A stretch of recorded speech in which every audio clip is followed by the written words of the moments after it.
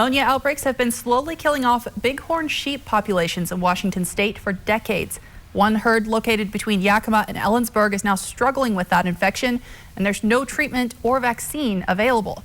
KVU's Emily Goodell spoke with wildlife officials about the steps they're taking now to try and minimize the damage.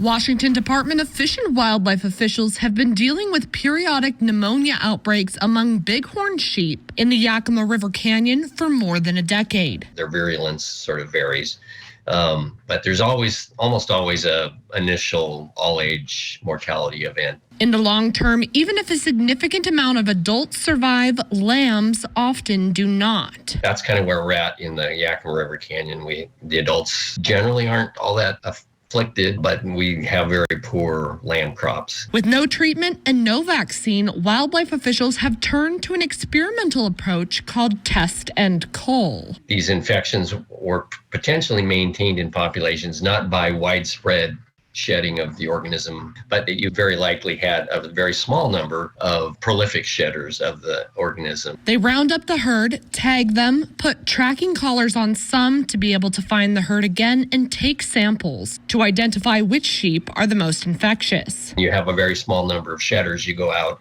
and because of the identifying marks, you can remove those animals, and that has the potential to clear the infection from a population. But wildlife officials say by far the most effective approach is prevention, mainly enlisting the help of local farmers in keeping bighorn sheep away from their domestic sheep and goats, which can carry the bacteria that cause pneumonia. We have sometimes tested people's sheep if they wanted us to, or were willing to let us do that. Prevention is really the game here if you can do it. Emily Goodell, KVU Local News.